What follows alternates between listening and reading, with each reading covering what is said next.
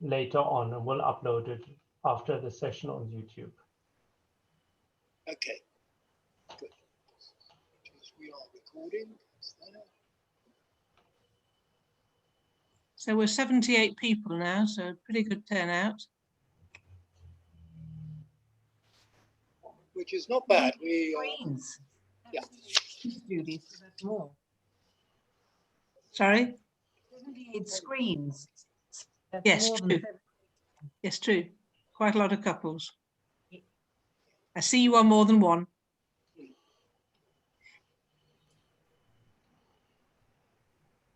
Okay. Again, muting all. I think everyone is muted. Right, I will start. Good evening, and a very warm welcome to what I think could well be the first in a number of Q&A sessions with Rabbi Adrian M Schell. Now, I think you all know who I am, but for those of you who don't, my name is Julian Samuels, and I'm grateful to Ruth Bragman and the Synagogue Events Group who have organised this evening, and for asking me to chair the event. It's so nice in these cold winter evenings, and it's a little foggy where we are, for everyone not to have to get in their cars, not to have to travel to the synagogue, and not to find somewhere to park without upsetting the neighbours. We can all sit here in our warm homes. The response has been magnificent for this evening, with over 100 registrations. And I put here the event is also being streamed on the Synagogue YouTube site, but we'll sort that out at another day. We are recording the session, so we will be able to upload it onto YouTube. Now, this evening is not the equivalent of the BBC's Question Time, and I am certainly not Fiona Bruce. It's an opportunity for us to get to know Rabbi Schell better, and for maybe Rabbi Schell to get to know us better. With so many questions sent in, there is a possibility we may not manage to fit all of them in this 90-minute or so session. Therefore, my request is that please make a note of any follow-up points in the answers that Rabbi Schell has given to the questions, and they'll either be answered via Kahila, but I think it's more than likely they will come through on another Q&A session like this, or maybe it will just be an answer session. Although Rabbi Schell has been with us for only a few short weeks, he and Chaim already have become part of our Wimshul family. We will end this session at 9:05 or very shortly after, so let's get on with the questions. In a couple of cases, we have grouped similar questions together, and I will ask the person who has submitted the question to unmute themselves and ask it to Rabbi Schell. If for some reason the person who has sent the question in is not present, then I will read it on their behalf, and that's certainly going to happen with the second half of question 1.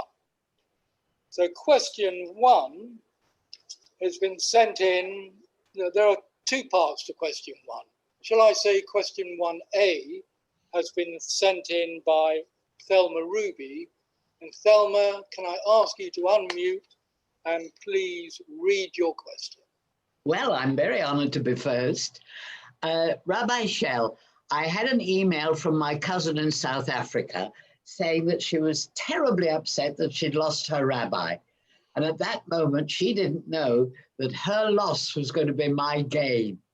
And so I'm sure we'll get to know tonight, but I just wondered what the difference is with looking after a shul and a congregation in South Africa and what you have already found here in Wimbledon. And thank you, Thelma. And Irina Sheridan has put the second half of that question. Unfortunately, they have Zoom problems and can't get on. And Irina asks, I would be interested to know what attracted you to your post in Johannesburg and equally to become our rabbi here in Wimbledon. Over to you, Rabbi. Thank you so much. And thank you to Thelma and Irina for those very important questions. But let me start with first a big thank you to Ruth and to everyone who was involved in setting up this Q&A session this evening, and to provide the space or this moment to the community to meet me and vice versa outside of the service structure, because I think that is quite important and we haven't had the chance yet to do so because of the circumstances. If I would look up in one of the many rabbinic manuals you can find and what they write about transition from one to another rabbi, most likely no one would find something to describe the situation we are in at the moment. This is so special and so different circumstances that no one could have imagined them for us. On the other hand, and I think this is the beauty of this congregation, as many other progressive congregations, reform congregations, we were able to use technology, and we're still able to use the technology to bring the community together in different ways. And this is one of the things I'm so grateful for to be in a congregation who has cultivated Zoom as a platform for community events. To the question, so I have the tendency to answer always a little bit from the outside and then to the center, but let me come to your question by explaining to you what it means for me to be a rabbi, because I think this is very important to answer the question, what attracted me to join the Johannesburg congregation and now the Wimbledon congregation, is I see myself very much as a community rabbi.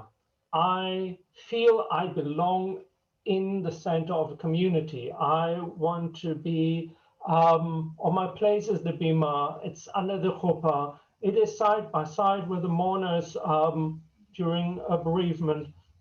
I belong into the office with an open door so that people can pop in, and I feel very comfortable in study sessions with congregants and with young learners to prepare for their B'nai Mitzvah celebrations. This is where I feel this is my home. This is where I belong to, where I feel most comfortable. And so therefore it was always was very important for me when looking for a position that I embedded in a community, that I have a congregation. While I was the director of Netza in Germany, I loved to work with the young adults there and with the madrichim, but what I missed were the other parts of the community life. And therefore, when I was offered the position in Johannesburg, it was very attractive for me to go there because I could really grow and become a community rabbi in a way I couldn't find that an equivalent in Germany. And when I then in March, end of February, beginning of March, saw the job advertisement for the Wimbledon Synagogue, I think most likely it was still written by Irvin Childs, then I felt it speaks to me. There is a congregation that presents itself as a community-based congregation, congregation which has to offer a lot, and where I felt I can be with congregants in very different situations in their own lives, and can be part of those journeys. And yeah, this brought me to Wimbledon, and I feel very much that already could embark of some of those journeys, of these journeys. To give a difference between Johannesburg and South Africa at this part, or so if I can describe differences, is not really possible at this point. I think it's still too new, and I still need time to digest what happened in the past few weeks and months with COVID. We all need, I think, more time just to digest, to really to see what it makes out of it at this time. And I feel in a few weeks, in a few months' time, it will be easier to say what I'm really missing of South Africa. Besides the weather, I have to say I miss the sun. We skipped summer this year, so we came from winter in South Africa to fall and winter in the UK. So, but besides that, I think it will need time to see what is really the differences, where are the strengths, and where are the points where we together need to work to make the congregation even more stronger.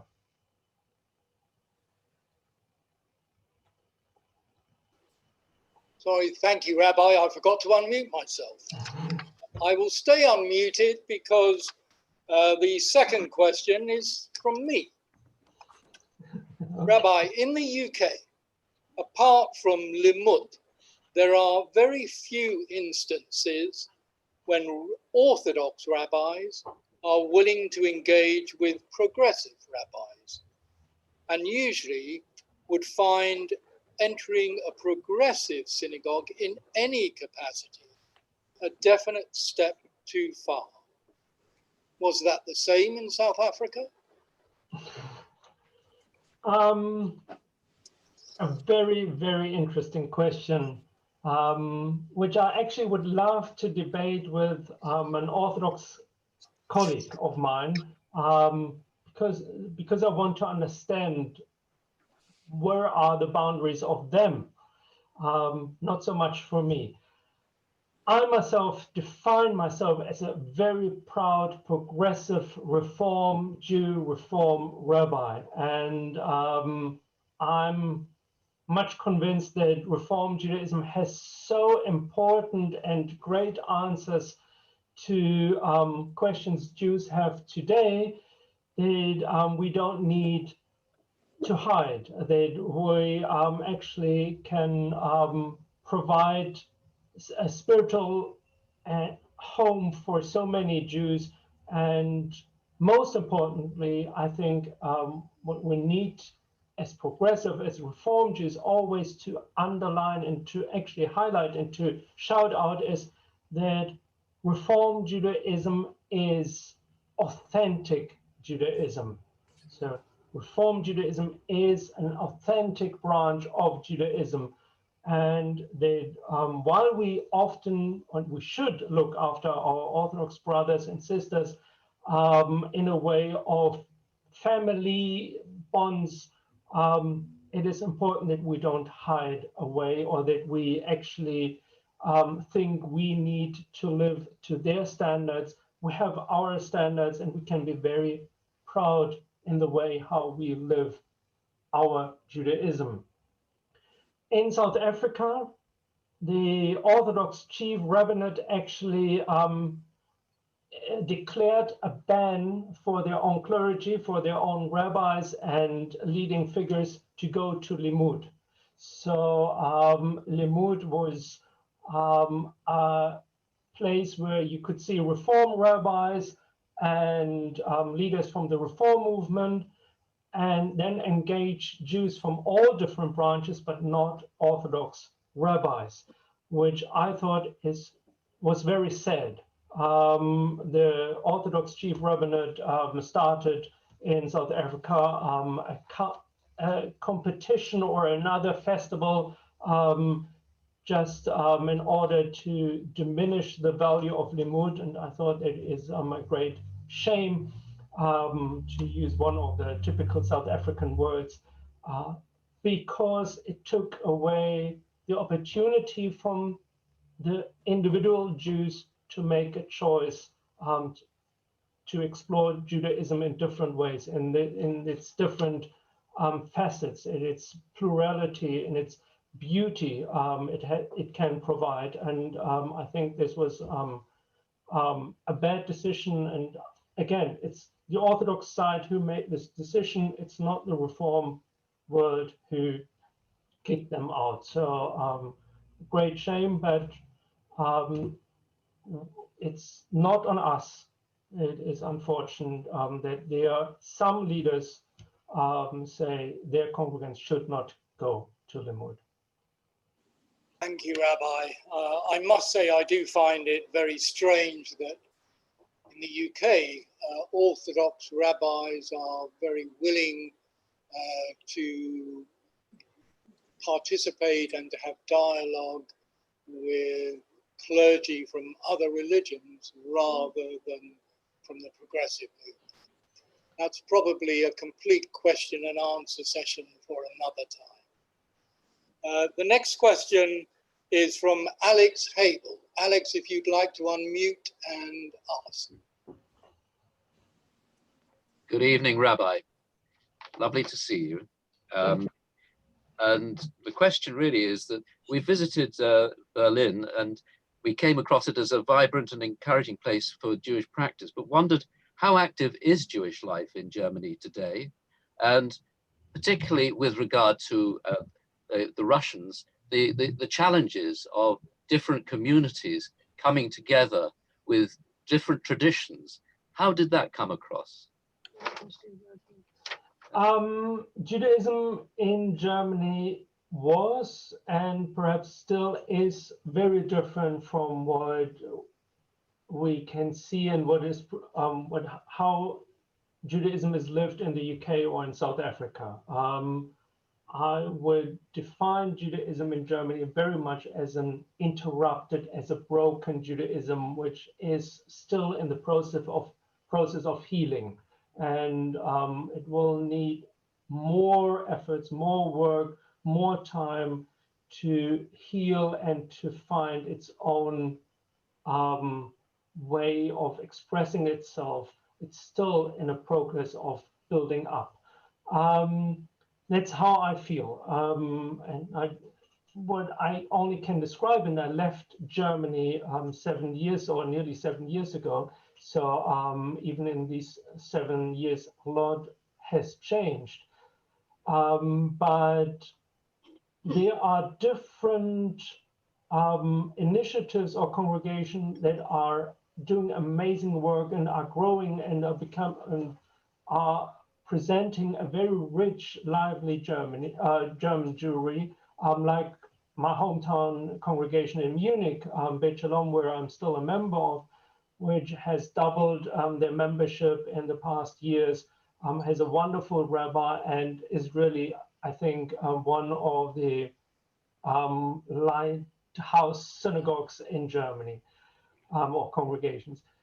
On the other side, because of the missing German Jewish tradition after the Shoah, and then also in the years between the end of World War II and the beginning of the 1990s, it is, I would describe as a grassroots Judaism. So in the 1990s and early 2000s, nearly 150,000 plus Jews came from the former Soviet Union with a very strong cultural understanding of Judaism, but not a religious understanding. Most communities in the early years of the immigration had to focus on social work.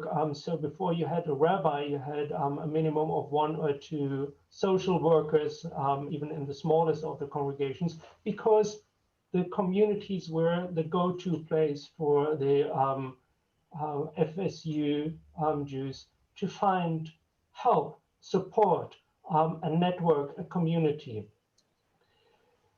And step by step, and I think also with a lot of help of the Abraham Geiger College, more and more professional Jews were there to help those congregations also to establish a religious understanding of Judaism. All congregations I worked with were predominantly Russian speaking. So Hamlin was 95% Russian or Ukrainian Jews, and 5% were the others, German Americans, people who converted to Judaism from all different backgrounds. So therefore, every sermon, everything what we did was in 3 languages. The Siddur was in 3 languages, and not so much in those small congregations has changed because the membership is still the same people, mainly elderly people, seniors who remained in the small congregations while the young people moved to the cities, and therefore Judaism in Berlin is very different from what you find in Hamlin or in let's say outside of Frankfurt, Hanau, or somewhere there. Thank you, Alex, for your question. Thank you, Rabbi. I remember a couple of years after Rabbi Willie Wolf, Zichronon Livracha, had been in Germany, he came back to Wimbledon and took a service. And he told me that he had a wonderful community and an absolutely fantastic warden who helped him, apart from the fact this chap didn't speak German or English. And Willie found it interesting to communicate with him. Our next question is from Sally Anfeld. Thank you, Sally. If you'd like to unmute. I think I have. Good evening. Thank you for allowing us all to ask you sorts of things. I'd like to ask you what made you move from publishing to the Rabbinate? Wonderful question. So my father was a bookseller. So let's start with that. So from the age of 11 onwards, I was always in the bookstore of my father after school. And even though I told everyone I will never become a bookseller, the first thing what I did after I left school was going in Munich to a bookstore and became a bookseller. So I learned that as my profession. And Chaim and I were had for a short while even our own little bookstore, a neighborhood bookstore. And this was my world. Books were my world. And I felt quite comfortable in this world. And when I then joined the publishing house, there was very interesting perspective to change to now sell books to booksellers, but still it was this little world, a very exclusive world within, I think, in Germany. So I really, this was the place I belonged to. However, what changed was that after a while working in the publishing house, I discovered that there is more outside, and I became very much involved in my progressive community in Munich in Bet Shalom. I became member of the council. Yes, I was in my early 20s, and people were very happy to have a young man sitting on the council, and I did young adults work with Tamar. We had a wonderful rabbi who encouraged us to lead services when he was not in town. At that time, there was only twice a month a visit from the rabbi, so the other Shabbatot were ours. And so I started to grow in my Judaism and to feel that I have there a place. On the other hand, I not always understood what I'm doing. I was more imitating or copying, especially when it came to service or to study in Judaism, than really to own it and to have a deeper understanding. So there was this feeling that I want to understand more, that there is more behind the doors I were not able to open at this point. And at some point, I felt it was time to go this path, and I had a lot of encouragement by others. Chaim, for example, also believed that this could be the right path. I spoke with my rabbi, who said, "Don't become a rabbi," but in reality, it was a very encouraging talk I had with him and with student rabbis at that time. And I felt that this is more than just an urge to learn more, that there is a kind of a sacred calling, and that I should and that I could embark on this journey with the support of those many people who encouraged me. And I did, and I'm not regretting it in any way. So I never look back. It was the right decision. And as I said in the beginning, I feel very, very comfortable as a community rabbi and see that I listened to the right voice. Thank you, Rabbi, very much. Our next question is another two questions combined in one. I would first of all like to ask Stephen Stone to put his part of the question, and then followed by Yvonne Mason to put her part of the question. It's all to do with younger people within our community. So if you could, I see you have, Stephen, if you could ask your part of the question first, and then Yvonne. Thank you. Well, good evening, Rabbi. For a long time, I've felt that once Jewish young people leave home and go to university, after they finish university and return home, our synagogue does not have any groups for such young people, and indeed young married couples, to meet up. Will the rabbi please try to establish groups for the above, as young people are being lost from Judaism from the age of 21 onwards? There is currently emphasis on young children and older people, but nothing in between. Thank you, Stephen. And Yvonne, could you ask your part of that on that subject? I think Stephen has largely covered what I was going to say. How I worded my question was, as an aging community, what do you think we could do to keep our young people involved and to attract new young members? Thank you. Wonderful. This was, of course, as you can all imagine, one of the key questions in which was raised in the rabbinic search.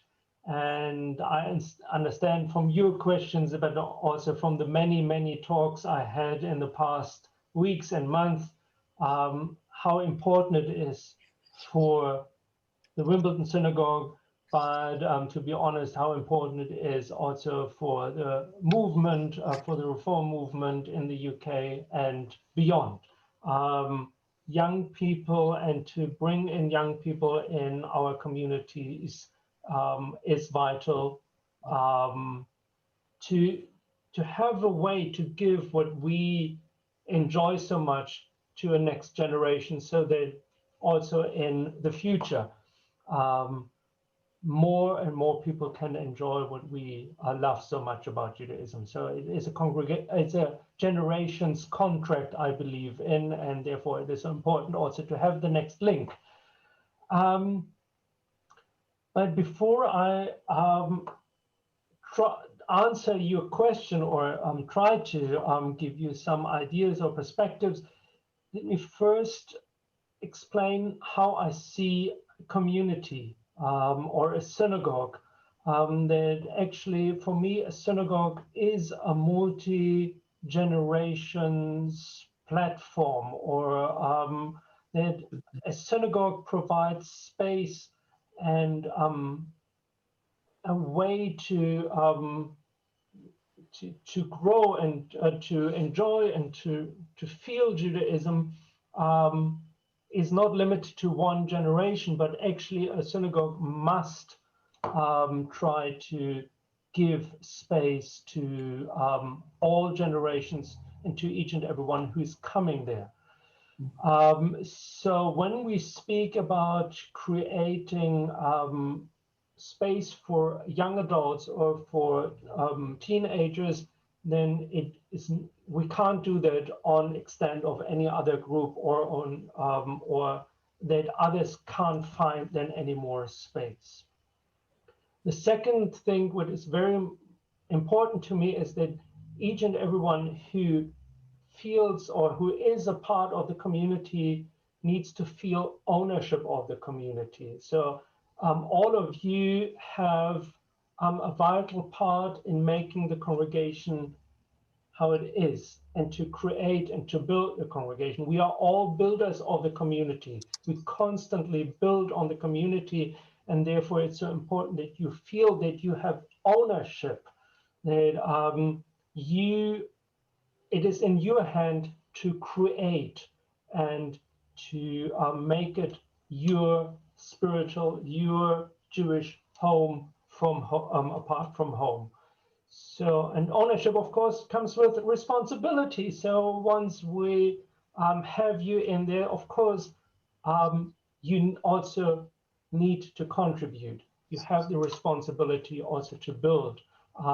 It doesn't work. A synagogue doesn't work only through participation and by observing. You are not sitting on the bench on the side in the stadium. You are actually on the play field, all of you. When the ball is coming to you, you need to kick it. I hope that image works also in English as it does in German.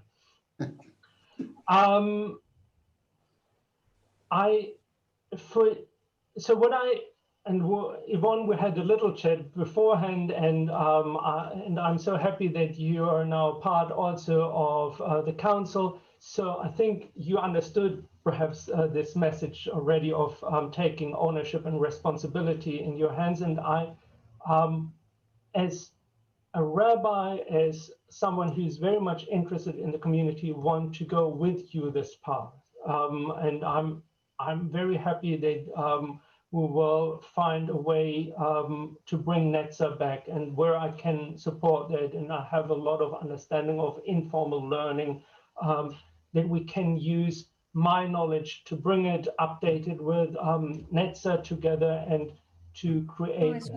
For younger people, isn't it? What ages are why Netzer? We're talking about people after university. Yes. I don't think that's RSY Netzer. Yeah. So because it is a twofold question, so I wanted, we're working on the idea what we can do for the post bar mitzvah. So there we started in something, and it will take time. That's very important. We have ideas. We need to see how we can create space, especially after or with the knowledge of COVID that still impacts very much our community. But we can do, and we need to bring in people from with all their ideas and then create the best out of it. The same is true for young adults. With one difference, that young adults in general are very much occupied with a lot of other questions. This is the time when you establish your own life, when you perhaps think about creating your own family, when you are building on your career. So what I feel is very, very important is that we create opportunities, but not obligations.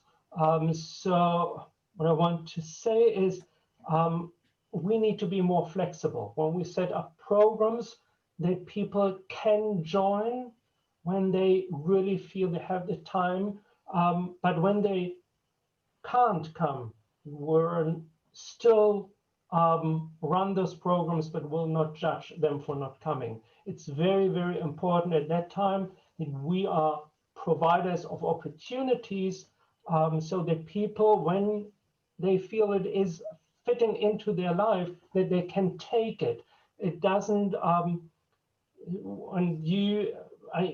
this morning I got the example from someone else in the congregation who did for a while, then circumstances changed because the family was blessed with a child, and then they had to, the whole life was upside down.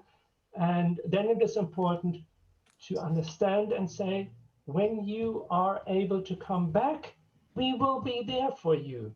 And then you can take up, we will not judge you for building your own life. I think it's very, very important. Young adults work means creating space, opportunities. A lot has to do with eating, bringing people together after a Shabbat service. So when you are just coming from work, you have no interest in make a big dinner at home. So perhaps we can be that family when you are not able to come to see your parents also, or to travel to another part of the country. So to create a hub space, there's so much about creating space and opportunities. The synagogue has how many rooms? 30 something rooms. And this is only the physical space. So let's think together how we can create space. Thank you, Rabbi. Just from personal experience, as I think some of you know, our son, who is an older young adult, has found great comfort from the Zoom services. And he lives on his own, works from home. He has found the need to join in our services, to see other Jewish people other than his family, and has just joined the synagogue. So that's one aspect that we can perhaps go through too. Yeah. Thank you. Our next question is from Alexandra Dembitz. If you'd like to unmute, Alex. I have. Good evening. Good evening, Rabbi. So you described yourself this evening as a progressive reform rabbi. So this is my question. The question of patrilineality is something that our religion, movement, and community still appears quite divided on. Where do you stand? It's sort of a follow-on from the previous question. No. And I hope the answer I can give now or share with you, and as perhaps more as a platform to begin a further conversation, is that Judaism never had in its past one dogmatic answer to who is a Jew and who is not. In the past, I think 3.5 to 4,000 years, the perspective who is a Jew and why someone is a Jew changed several times. So we have in the times of the patriarchs, you were just you believed just in this God, or you were just part of this religion, was the religion of the patriarch of the family. So it has had nothing to do with own choice, or that you failed a calling, or even that it was a conscious choice. It was how it was, and usually it went through the line of the male patriarch of a tribe or a bigger family. So even if you were a slave, a servant in the house, you belonged to that faith tradition of the patriarch. And so through times it has changed, and I think often Judaism adopted a way to remain authentic to itself, but also to find a way to define who is part of my club, who is in and who is out, which and several times was crucial to the survival of Judaism, of the ancient Israelites, the Hebrews, and then the Jewish communities through the ages. So therefore, I think it's very important that we remember that we need to be flexible and that we should not be dogmatic in the answer. For me, everyone who comes to the community to find a safe space to express, to explore, and to practice their Judaism is welcome. So that's very important. So who comes to me and seeks me to speak with me about Judaism is not limited at the door. It can come in, and we will find a way to communicate and to speak. This is especially true when someone is through the family who has a heritage, who has an ownership of Judaism already, through the father, through the mother. It is very important that we embrace that because it is there. However, and this is the thing where I perhaps have a more traditional understanding, and this has to do something with my own journey. Moving from one to another country, I learned something very much. It doesn't help to have only the word of something. You need to have something in writing, often to prove who you are. And therefore, I think even patrilinearity within the reform movement here in the UK is very much now accepted.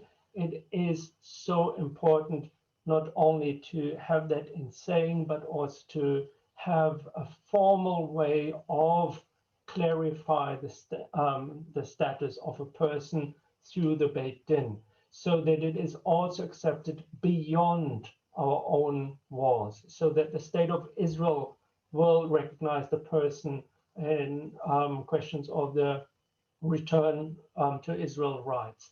That when a person moves from here, the UK, to Germany, that they will find also a spiritual home as they do here. So this is why I think it needs a formalization of the process. It's not that we're not welcoming patrilinear Jews into our communities. We should and we need to embrace them, but we need also to help and to walk with them through a process which will help that they're also identified as Jews outside of our own four walls. That is why I want them, or perhaps that's more the person in me who likes formal and clear structures. Thank you, Rabbi.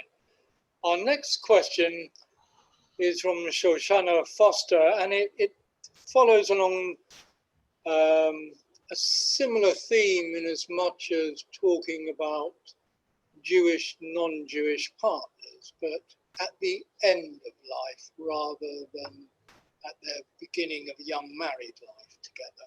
Shoshana, would you like to unmute yourself and ask your question? Thank you. Thank you, Rabbi. My question is, would you conduct a burial service for a non-Jewish male who is married to a Jewish female at the plot designated for both people? I mean, this is a question I've been brought up because there are many members, I don't know how many, in Wimbledon Synagogue who are married to a non-Jew. And I just want to know your feelings about actually doing a service at the plot of the burial at the death.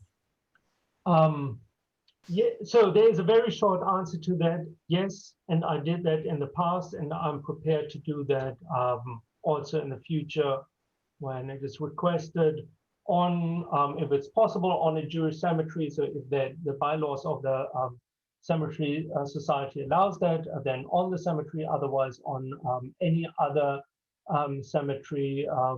In South Africa, we had only denominational cemeteries for interfaith couples, and then I did that. And I also did it for people who For example, we're thinking about becoming Jewish, we're in the process, but unfortunately died before they had their Beit Din. And then, of course, we found a meaningful way of giving them, or to mark that their life ended, and that it was dignified.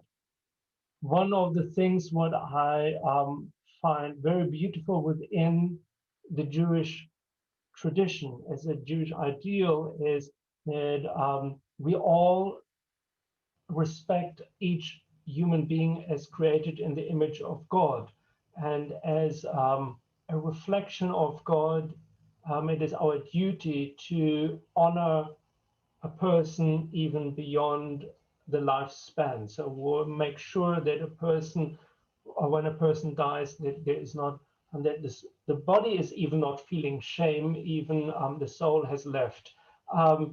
Then we do, the ideal is to bring dignity to that person in this last journey, with us. So, and the Jewish tradition teaches us that the high priest in the time of the temple had to stop on the way to the temple on Yom Kippur to interrupt all the services to do a burial. So if needed and no one else was able to do it, then the high priest had to stop. And we are all, according to the tradition of the Torah, a covenant of priests, a people of priests. So we all have to stop when someone passes on and a burial is needed. And at no point in our tradition it is written that this is only for a Jew. We are actually obligated to give a funeral to each and every human being, because each and every human being was created in the image of God. There is no better human being than another one. This is what Jewish tradition is not teaching us. So therefore, from the inner of my heart, I would never stop to do that, to offer that. It is a service to God's creation, and therefore I would not reject it. Thank you, Rabbi. Thank you very much indeed for that answer. Our next question, some people might consider a little controversial, and it comes from Daniel Diane. Daniel, if you could unmute yourself. Thank you, Julian. Good evening, Rabbi. I fear that this question betrays some of my prejudices, perhaps, but I wonder whether you think that the cultural, the culinary, the historical, the communitarian aspect of Judaism are sufficient to maintain us as a community, and whether we really need services to go alongside that. So let me answer first a little bit in a cheeky way and saying, because you asked this question to Rabbi, if it sounds a little bit to me if we get wet when we want to swim in the ocean. So we need to get wet. So for me as a rabbi, of course, I want to see each and every one of you inside the synagogue. I love services, so I hope that you all will love them as well, and that you come and that you join me. But I'm also not a person who lives on this planet and not in a little Jewish bubble dream world. I know, and as I answered also in one of the earlier questions, who is a Jew, and is not the same to each and every one within the 90 people who are now in our Zoom call and beyond. And it is even more difficult to find perhaps a common denominator when it comes to the question, what is Judaism? Is Judaism a religion? Is it a covenant with God? Is it man-made? Is it cultural, as you said? Is it a community of faith based on the historic experiences that were made? Is it food? And I see there's a other question with the young adults providing food. Is that enough or not? So all of this for me is part of what Judaism is.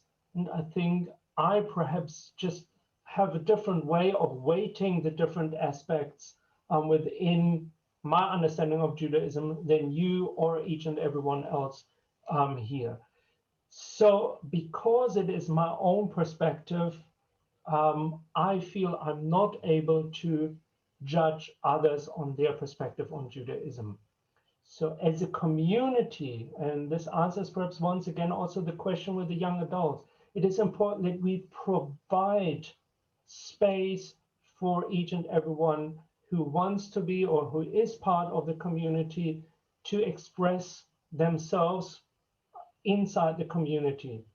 So if it is a way that it is important to come to study, to learn in the synagogue, if it is a toddler group, if it is the link to Judaism through food, if we can provide cooking classes, so this all contributes that people feel connected to their Judaism, which together forms what I think a holy community and this whole this community. So I think, yes, we need services because there are people who feel that it is very important to their Judaism, but I understand that some people feel it is enough once or twice a year to come to the synagogue, to a service, and to use the space of the synagogue the rest of the year in a very different way. All of them are welcome to me because this is what my Judaism is. It is very pluralistic.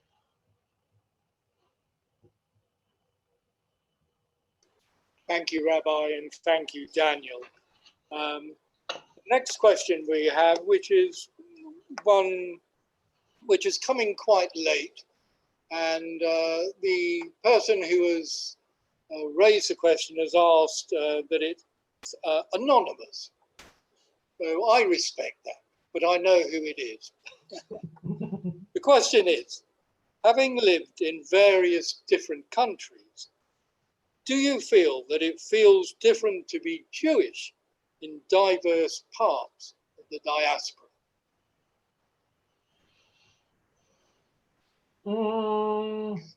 Yes. Sorry to spring that on you. Yes, it feels differently because, as I said, we're not living in a bubble. We are exposed to the society around us. So in Germany, within Berlin, for example, I felt it was very much Jewish. I could go to different places. I had Jewish friends. This was a very Jewish world for me, and it was Germany. But outside of Berlin, on the countryside, there was not the same feeling. It was a very perhaps lonely way of being Jewish. South Africa, Johannesburg was amazing. I came there, and every supermarket has a kosher corner, or every Pick and Pay there, so the regular supermarket people go to. In the area I lived, I only discovered later that when you're a little bit outside of Sandton, the supermarket changes and you will not find a kosher section. But in Johannesburg, people, traditional Orthodox people, you will see them in the shopping malls in the very traditional outfit, and it feels very normal of being Jewish in the public. I'm not so sure if that is true for all parts here in the UK, and I have not made enough experience because we can't go really explore the city at the moment. We haven't actually seen the inner city of London since we arrived, only from the plane a little bit. But I think the society and how you can express your Judaism is very different in each and every place and country, and also how much people of your community and your circle are confident in their Judaism. That's why it is so important for me when we work with the teenagers to install in them a joy of Judaism and a love of Judaism, so that perhaps through them we also see a Jewish life which is perhaps even more vibrant as what we have at the moment.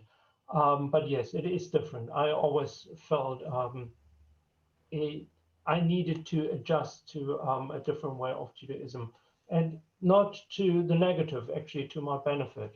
It made me more flexible in my Judaism. Thank you, Rabbi. I'm going to change the order a little bit of the remaining questions. And the next question is from David Razrode. David, if you could unmute yourself and ask your question. Indeed. Thank you, Julian. Good evening, Rabbi. My question is that some people believe that being Jewish means being part of the Jewish race, dating back thousands of years and having a unique identity. And others believe that it is a religion with no racial overtones and therefore no need to have a country. What do you believe, and would you call yourself a Zionist?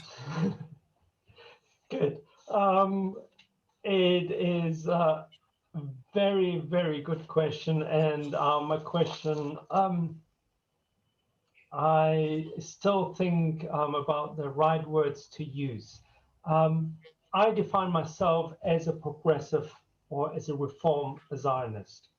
I've been, together with Chaim, very active in Arzeno in Germany before we came to South Africa.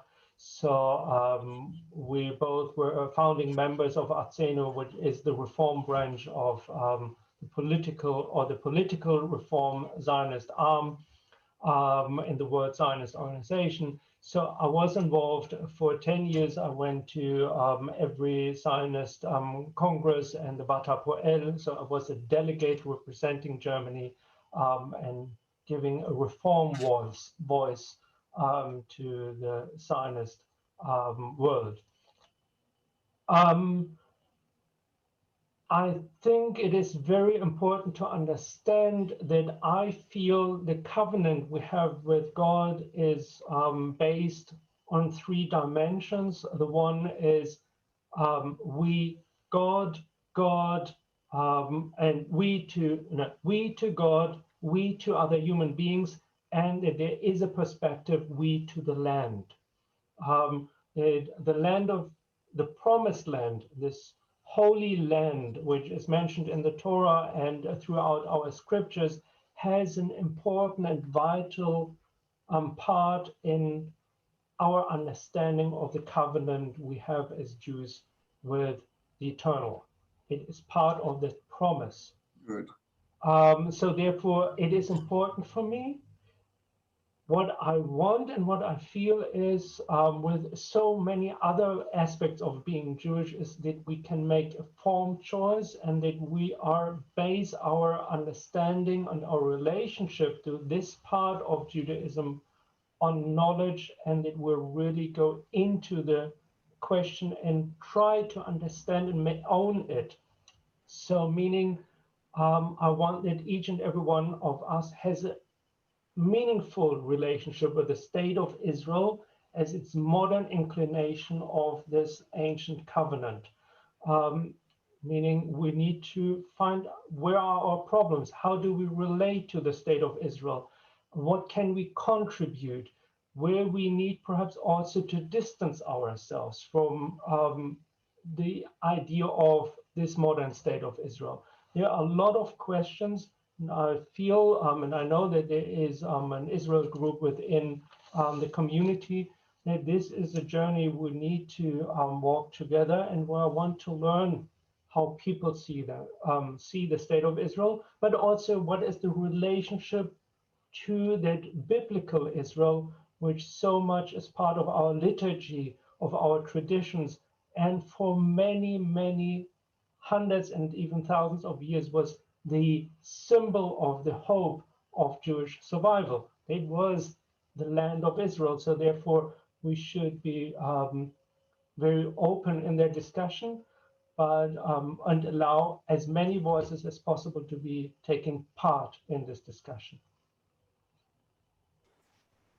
Thank you, Rabbi. Our next question, you've spoken about life together in Germany, in South Africa. Our next question comes from Ruth Bragg. Ruth, would you like to unmute? Good evening, Rabbi Adrian. Good evening, everybody. I'm sorry I joined you a bit late, but just let me say in advance that as chair of the SEG, I'm delighted that Rabbi Adrian agreed to do this evening, and I'm really thrilled at how many people have joined in. Rabbi Adrian, we have been very fortunate in seeing you and Chaim on a Friday and Saturday at our Shabbat evening and morning services. I think we have got our own new male voice choir with a particular reference to you, in fact. That said, perhaps we could just turn the tables a little bit to the other side, and maybe you could tell us a little bit more about Chaim. Okay, so I think a wonderful question, and I love the idea of a male choir. I think that is very new to us, and I hope that we will have more people joining our choir, and I love also to have and to add some female voices to it, just because it makes it more complete. And I love Shalom even in this understanding, but I would like to direct the question to Chaim, because I think it is wonderful to hear his voice, and that he can also introduce himself. I think that's most appropriate. Hi, everyone. I'm delighted to be here and to be part of the conversation.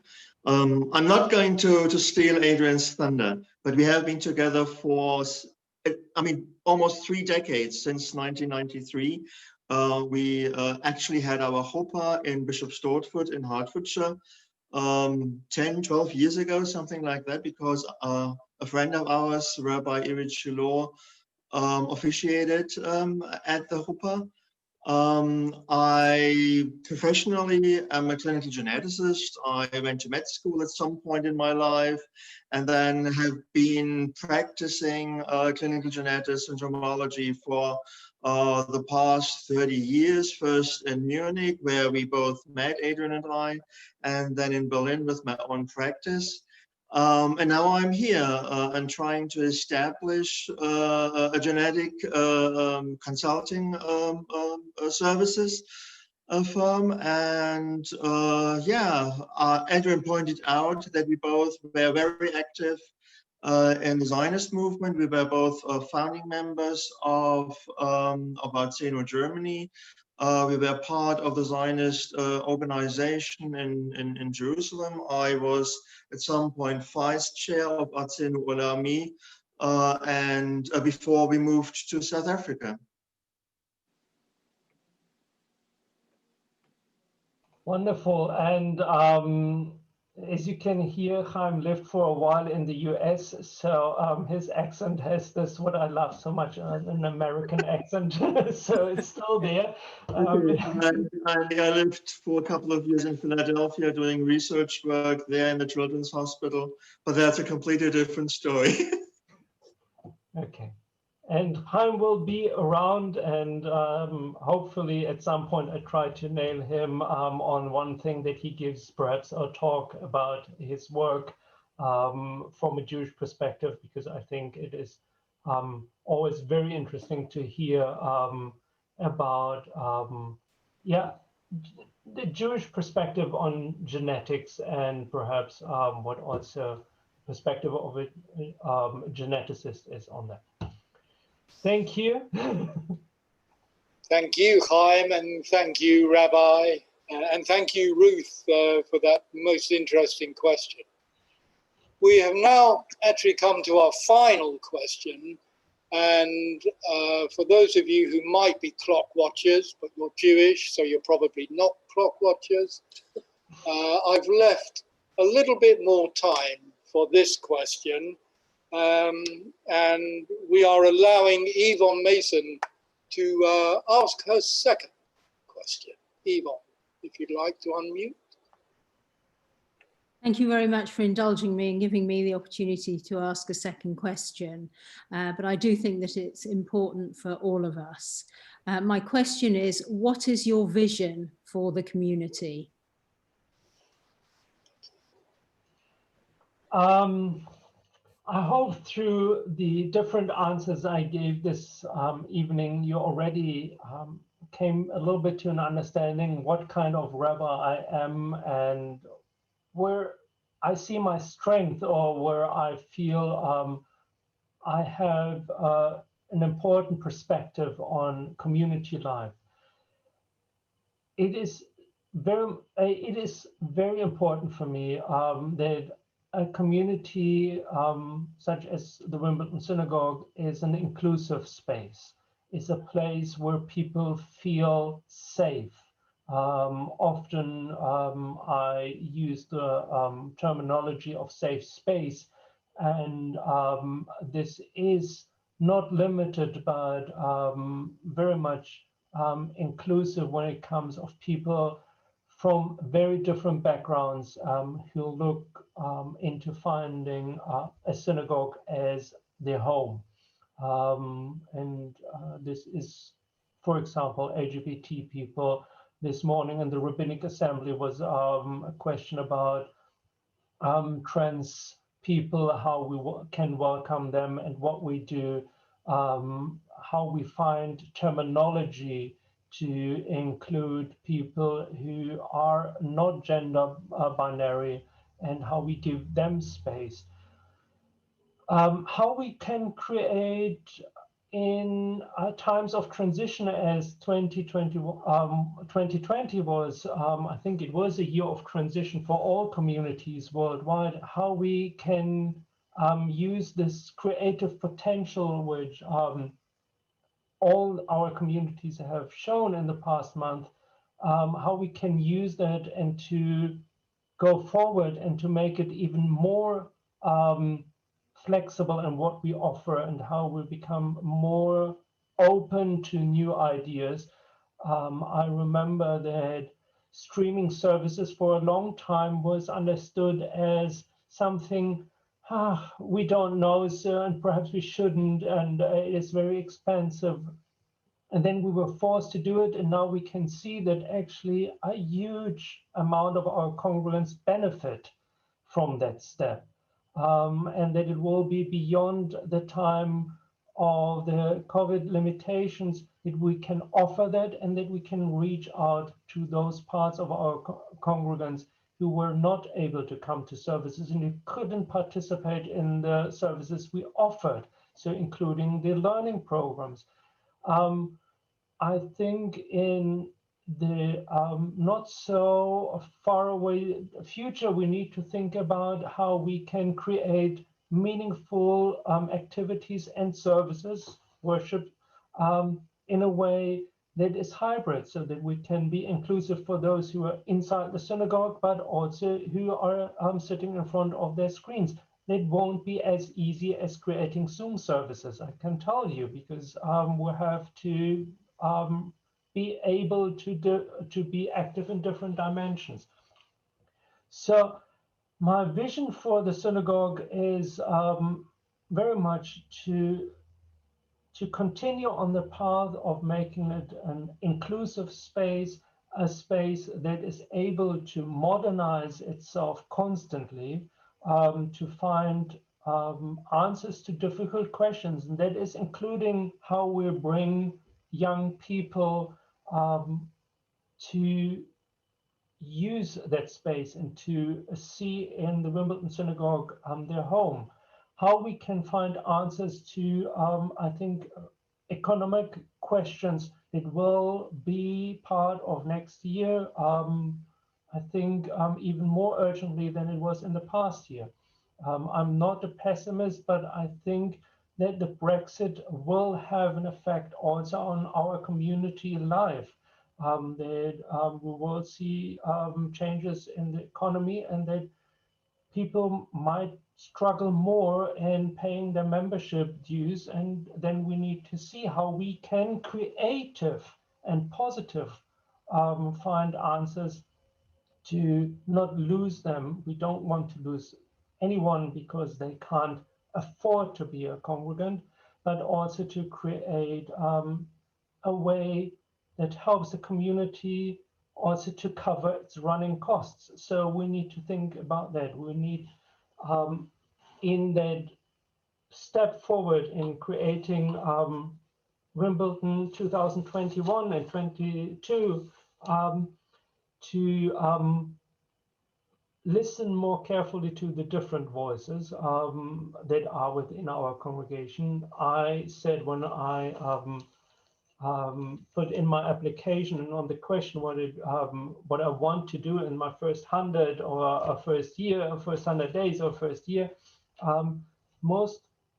I answered that I want to listen. And this evening was very important for me. Even I spoke a lot. I heard more from you in between the lines. And I have more an understanding of what you need and of what you want. And so as much as it is important that I listen, I think we all need to create a culture to listen to one another and to see that we together with still nearly 90 voices, even in this Zoom chat, create a space where the answers will come, because you have all the potential of contributing in building our congregation. And I hope that you all feel entitled to contribute. So where I can help to be a bridge builder, where I can be there for you to open a dialogue, I will be there. I will not be shy of giving you an answer on my perspective, but I hope you also understood this evening that I feel that my voice is only one voice in the community, and that you all have not only the right, but actually the responsibility to share your opinion, so that we together can, what I think, build the community. And then we can see if what was highlighted at the AGM, the questions of the demographic and how this is changing also the setup of our community, how we can creatively answer those questions. I think that there is not only one recipe out there, which will be the holy grail, but that actually there is diverse ways to answer a very diverse question. Is that something giving you an answer by also being very rabbinic? Yeah, I think that's given us a good overview, and I think it's great to hear that you will be very open to everyone's contributions and listening, and I think that's a crucial attribute for a rabbi. So using my council hat as well, I'm looking forward to hearing a lot of input from our community. And yeah, when I just can say what I at the AGM, what was, I think, very important, I want to highlight that again, that our chairman once again also highlighted that this is a very good community on a very high level in what it offers and what it gives and what it represents. And we need to be, and we should be, very proud of our community. I think you are the best messengers, all of you, to bring in more people, and you have the ability to say more than what I can do in a sermon on the pulpit. So when you are convinced that this is the right place to express your Judaism, then don't be shy and spread this message. Tell the people, tell your friends that you like to be at the synagogue, that you hopefully like the rabbi, that you like your friends who are coming to the synagogue, and this is a place where you can express your Judaism. Say that to your friends. You are the best messengers for our community. Be positive about your synagogue. There are problems we need to tackle, but there is more in this community that we can highlight as something very positive and unique. Thank you, Rabbi. I can see from briefly every few minutes or so looking at the chat that your answers have prompted some very interesting discussions amongst the 90 odd households that have been zooming into this. And for those households that came in after we'd started, can I just repeat, please, that any follow-up questions you want to ask the rabbi or comments on answers he has given, either to your particular questions or to questions raised by other people, please, I'm sure that if you either send them to the rabbi or to Ruth Bragman, who can collate things, and the answers will either appear or appear in Kahila or maybe in our hoped for second question and answer session. I think one thing that you raised very aptly was about streaming, and if we didn't have streaming, we wouldn't be able to do this now. One of the advantages for me, and when I was chairman and everything else, I was so keen to get keen to answer was the question of how do we bring the synagogue to the community? It was bad enough in sometimes trying to get the community to come to the synagogue. So if nothing else, COVID has persuaded us, has urged us to get this streaming going, as the rabbi has said, so we can truly, in some aspects, bring the synagogue to the community.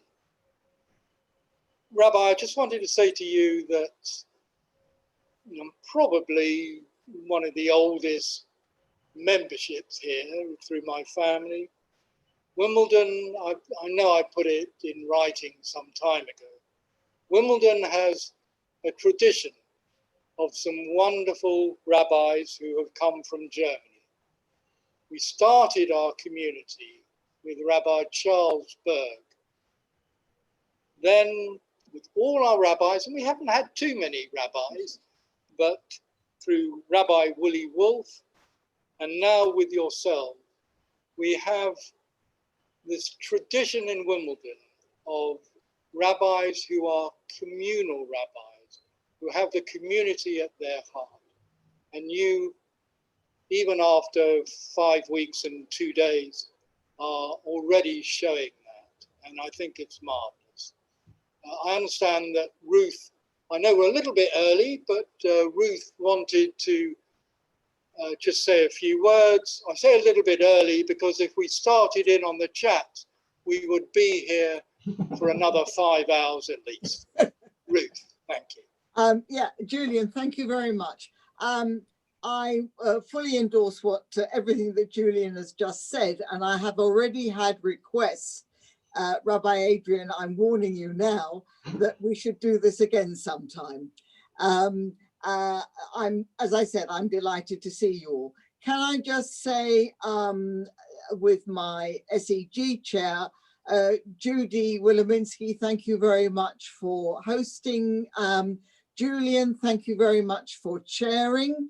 And can I just remind you that the SEG that has been a bit asleep over the year, obviously for obvious reasons, because we haven't been able to do very much, is now fully active, and we're working on a lot of things that we can hopefully bring the community together. The next thing you may want to note is the 17th of January, when Judy Rose, who is Evelyn Rose's daughter, she of Cook fame, is going to be doing a demonstration on Zoom with her cousin. And it's been done in a number of other synagogues already with great success. So we will be sending out details about that very soon. And the tradition of the Wimbledon annual supper quiz may not be with supper, but we may be doing a quiz. So watch this space. I'm very grateful to everybody for coming, and I'll hand back to Julian. Thank you, Ruth. It was an honor for me to chair this, what I think has been a very successful evening. Just two little other reminders. Ruth has said about the forthcoming event in January, which just happens to be the day before my birthday, but I will remind everyone nearer the date. And please don't forget our Hanukkah candle lightings will be starting in a few days' time. All the details you'll see on the e-sign and on the notices that Jackie sends out. And can I just say that while we're talking about Jackie and Rachel in the office, I know Rob Glazer mentioned it quite rightly at the AGM, but they have been doing a superb job in trying to keep the community involved and aware of everything that is going on. Thank you very much indeed for joining in this evening. Thank you. Bye-bye. Thank you.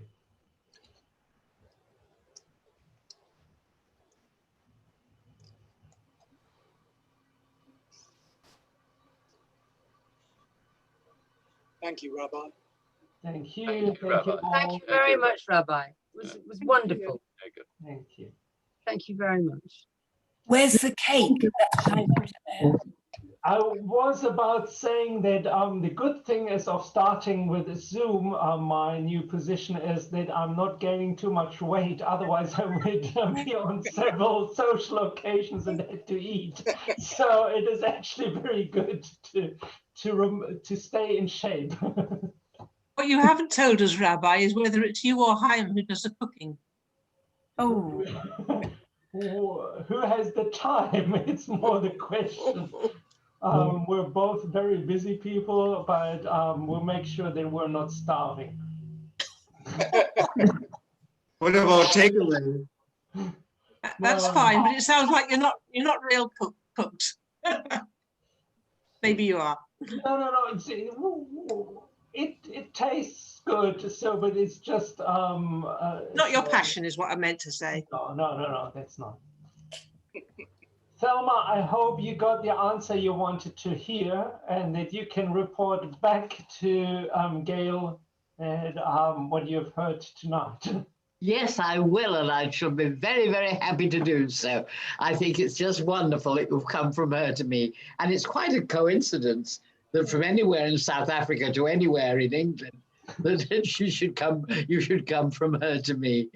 And I believe that she helped you and did things with you. She tells me she was very close to you. No, she was one of the lay leaders, or she is one of the lay leaders of the community in Johannesburg, and very learned, a wonderful Torah reader. Gabba'it, so there is the function of a second warden, reads along with the Torah or reads the Torah beautifully, and wonderful sermons. And she is a poet, so she writes wonderful poems. So yes, so we're still more or less every day in contact. Yes, I will certainly send her a report at once. And I hope to meet you very soon. Thank you.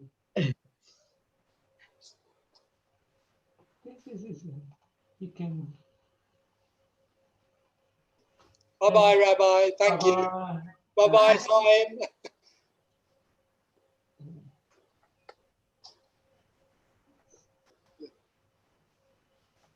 Stop the recording.